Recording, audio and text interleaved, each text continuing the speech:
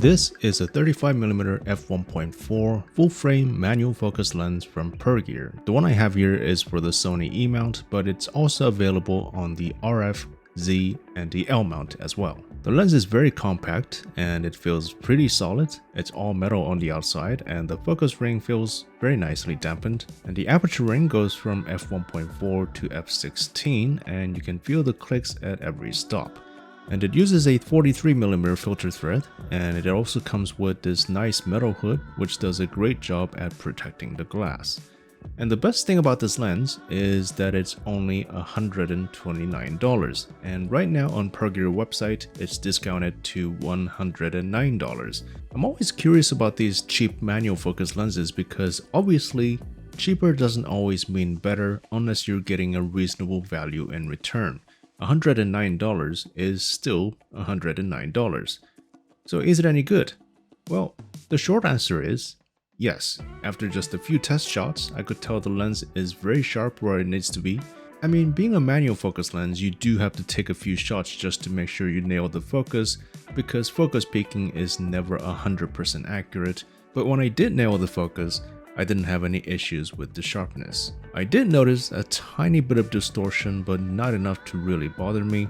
Same with vignetting, but I rarely noticed it on my real-world examples, and both should be an easy fix if needed. The bokeh is pretty decent as well, maybe not the best I've seen. Some parts of the images can get a bit busy for 1.4, but still very pleasant overall. And at 2.8, surprisingly, I think I actually prefer this over 1.4. I mean, this is particularly a tricky background to render, but some parts of the image seem to blend a little better than at 1.4. Here's f4, which also looks very nice. You get just enough subject separation while you still can somewhat recognize the background. Here's 5.6, 8, and f16. And one thing I noticed while testing this lens is very sharp at f16. Most lenses lose their sharpness around f11, but I wouldn't be afraid of using this at f16 for landscapes and things like that. Here's the bokeh ball test at 1.4. Again, very nice, even looking shapes overall. The balls turn into more football shapes on the outer edges of the image, but no distracting onion rings or color fringing. Very good. Here's 2.8, and what's interesting here is that all the football-shaped balls become a lot more circular at 2.8. And here's f4, 5.6, 8, and 16. And this lens manages the flare really well. Shooting into the direct sunlight, the lens flare is much more subtle compared to other lenses, especially in this price range, and the images maintain contrast really well.